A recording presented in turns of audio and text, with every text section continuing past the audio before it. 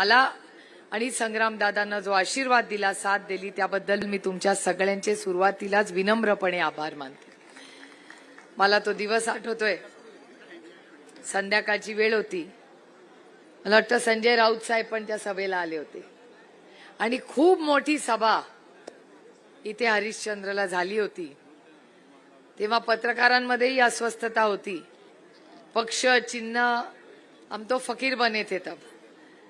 काही नव्हतं, चिन्ह पोचेल का नाही हे कुणाला माहिती नव्हतं. लोक रोज फोन करून म्हणायचे, अरे लोकांना चिन्ह समजत नाही, लोक कन्फ्यूज आहेत, चिन्ह माहिती नाही, इथे पोचला नाही माणूस, तिथे पोचला नाही.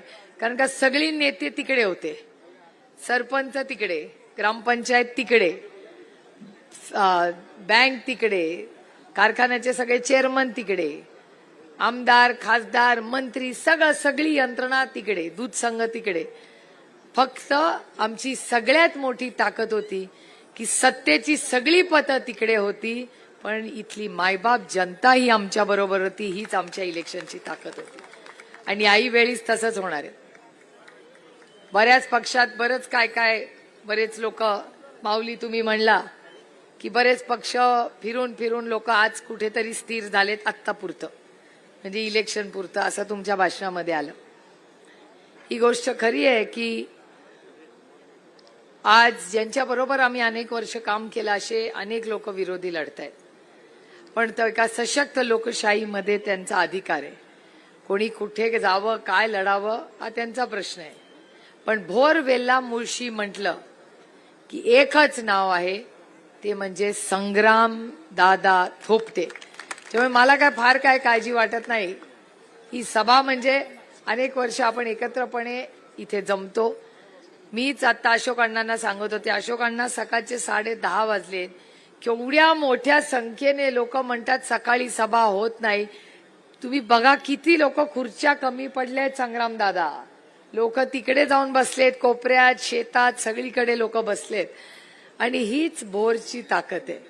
भोरचे कष्ट करणाऱ्या शेतकऱ्यांना उन्हाची पण आणि कष्टाची पण कधीच त्यांना काही अडचण. किती काय बोलताय, वा, 12,000 खुर्च्या लावलेल्या आहेत आणि त्या कमी पडलेल्या आहेत. तिथे लोक उभे आणि दिसतात. ते जशी हरिश्चंद्रची सभा महाविकास आघाडी साठी एक महत्वाचा टप्पा होता, तशी येणाऱ्या महाविकास आघाडीची जी सत्ता आहे त्या सत्तेचा सुरुवात ही हरिश्चंद्रतून होणार आहे. आणि माझा विश्वास आहे की यावेळीच निवडून आल्यानंतर संग्रामदादांवर राज्याची मोठी जबाबदारी येणार आहे आणि ती मेरिटवर आहे. ती मेरिटवर मिळणार आहे त्यांना. त्याच्यामुळे आपल्या सगळ्यांना पुढचे 2 दिवस फार ताकदीने काम करायचंय. महत्वाची गोष्ट की आज 5 वाजता प्रचार संपणार. त्यानंतर प्रत्येक बूथवर पुरुष आणि महिला, भोर, वेल्ला आणि मुळशी तिन्ही तालुक्यांच्या प्रत्येक पक्षाच्या माणसांनी जबाबदारीने पुढचे 48 तास काम करायचे.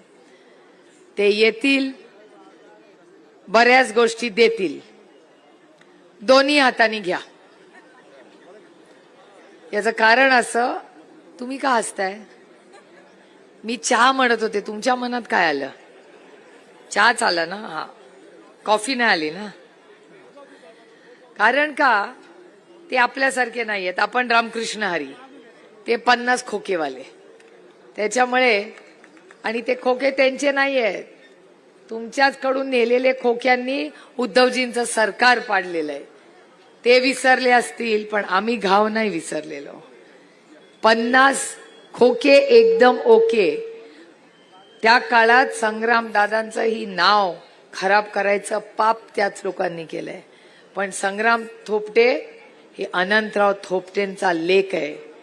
तो मोडेल पण दिल्लीच्या समोर कधीही वाकणार नाही. हा सार्थ अभिमान आम्हाला सगळ्यांना आहे. आणि संग्रामदादांच्या माध्यमातून माझ्याही खूप अपेक्षा आहे. अनेक वर्ष आम्ही सगळे एकत्र काम करतोय. त्याच्याबरोबर अनेक वेळा, मगाशी कोणाच्या तरी भाषणात आलं की अनेक वेळा आपला संघर्षही झाला. काँग्रेस, राष्ट्रवादी काँग्रेस पक्ष सरपंचाच्या इलेक्शनला वेगळे लढतात, जिल्हा परिषदला वेगळे लढतो. याचं कारण की प्रत्येक कार्यकर्त्याला संधी मिळावी म्हणून.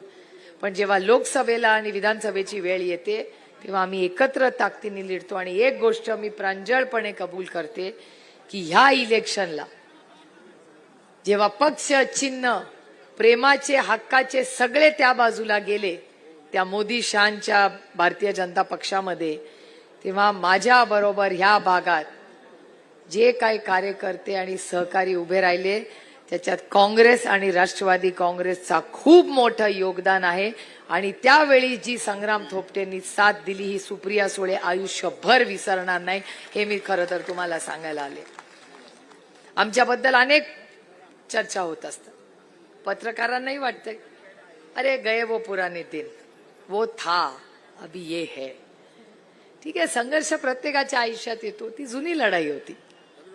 पण मी आणि संग्रामदादांनी ठरवलंय की एकत्र काम करायचं आणि भोर वेल्ला मुळशीमध्ये ताकदीने विकास आणि चांगला बदल घडवायचा.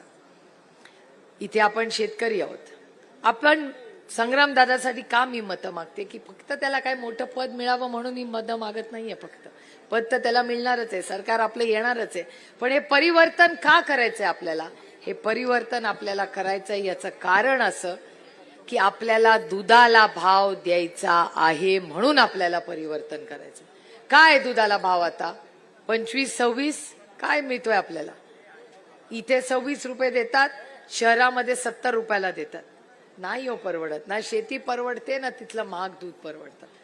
मला अभिमान वाटतो तुम्हाला सांगताना. माऊली, परवा उद्धवजींनी भाषण केलंय. उद्धवजींनी शब्द या राज्याला दिलाय की मी या राज्यामध्ये, दोन लोकांनी शब्द दिले. आदरणीय पवार साहेबांनी शब्द दिला की मी तुम्हाला तुमच्या हक्काचा हमी भाव देणार म्हणजे देणार आणि तुमचा 7-12 सरसकट कर्ज माफी अडचणीत आलेल्या प्रत्येक शेतकऱ्याला देणार, हा शब्द पवार साहेबांनी दिलाय. ही एक बाजू आपली.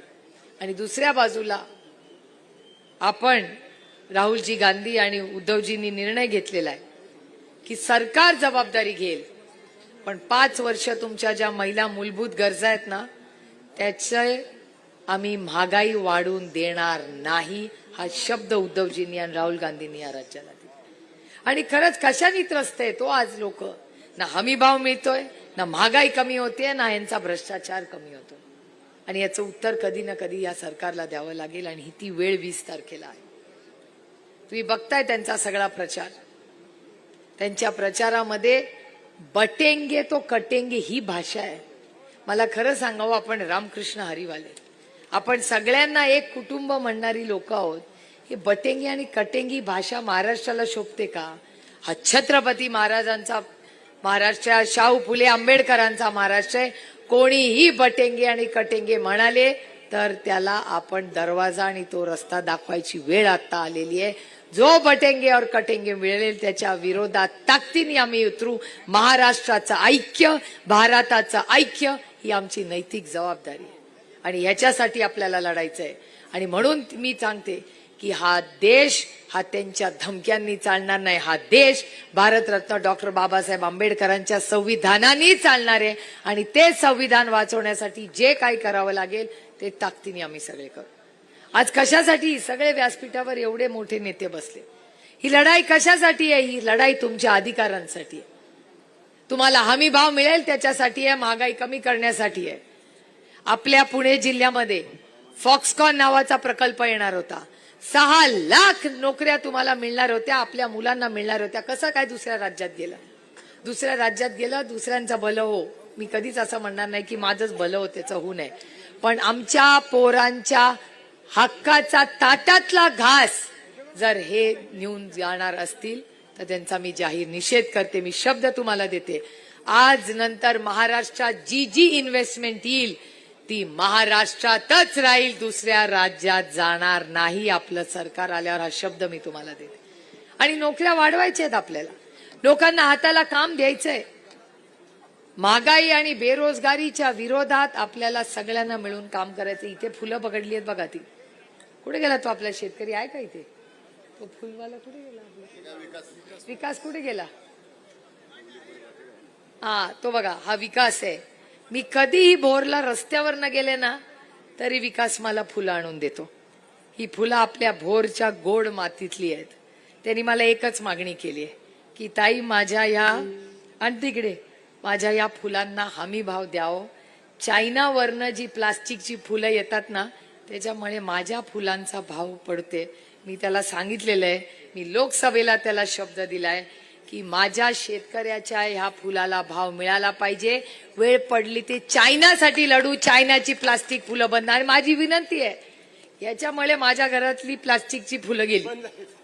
फक्त हा माणूस जबाबदार आहे. मला पण वाटत होतं सोयीचं ठेवून द्या, पण जेव्हा त्याचे अश्रू मी पाहिले, त्याचे कष्ट मी पाहिलं, तो दिवस आणि आजचा दिवस. महिलांनो, घरात प्लास्टिकची फुलं ठेवू नका.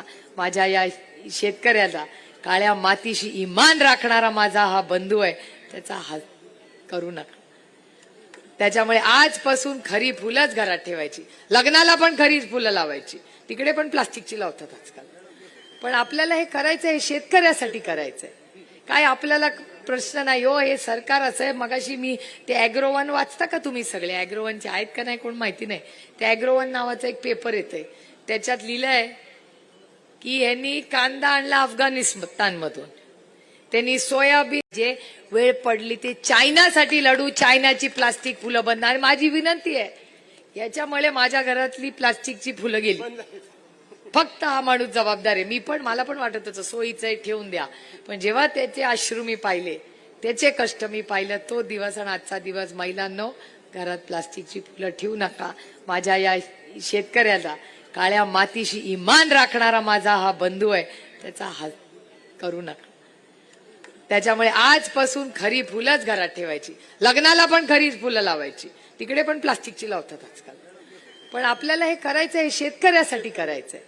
काय आपल्याला प्रश्न नाही हो. हे सरकार असं आहे. मगाशी मी ते अॅग्रोवन वाचता का तुम्ही सगळे? अॅग्रोवनचे आहेत का नाही कोण माहिती नाही. ते अॅग्रोवन नावाचा एक पेपर येतंय, त्याच्यात लिहिलंय की यांनी कांदा आणला अफगाणिस्तानमधून, त्यांनी सोयाबीन आणलं आणि कुठल्या राज्यातून, अजून हे सगळं सगळं बाहेरून आणत असाल तर ह्या सरकारला मला सांगायचंय, तुम्ही मतं मागायला पण तिकडेच जा. बघा तिकडे मतं देत आहेत का? जेव्हा कांद्याला भाव मिळत होता तेव्हा 40% टॅक्स लावायचं पाप या सरकारने केलं की नाही? तुमच्या आणि माझ्या दुधाला भाव देतात का?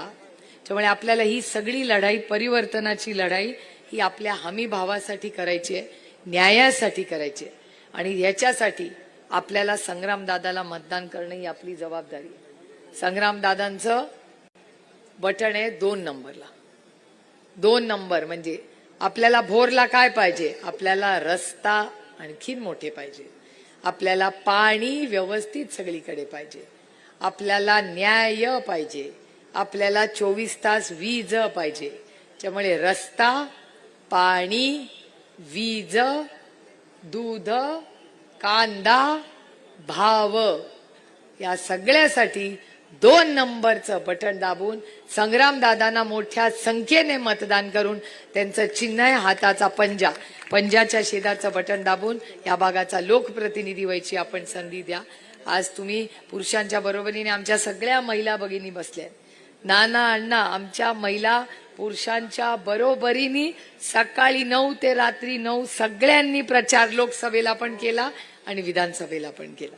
आधी मी म्हणायचे महिला येत नाहीत, पण आता पुरुषांच्या बरोबरीने आमच्या या महिला येत आहेत.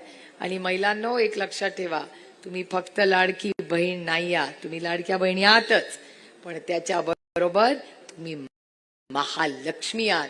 आणि संग्रामदादा सत्तेमध्ये आल्यानंतर, आपलं सरकार आल्यानंतर, तुमच्या मोबाईलवर दर 1 तारखेला टिंग वाजणार सकाळी, आणि त्या टिंग मध्ये 3000 रुपये, किती? 3000 रुपये तुमच्या अकाउंटला येणार. आणि कोणी उपकार करत नाही, तुमच्या हक्काचे पैसे. एक शेवटचा शब्द देऊन जाते की आज इथे खूप शेतकरी बसलेले आहेत. आपलं सरकार आल्यानंतर पूर्णपणे ह्या आत्ताच्या सरकारने सगळ्या आपल्या शेतीमालावर जीएसटी लावलेला आहे.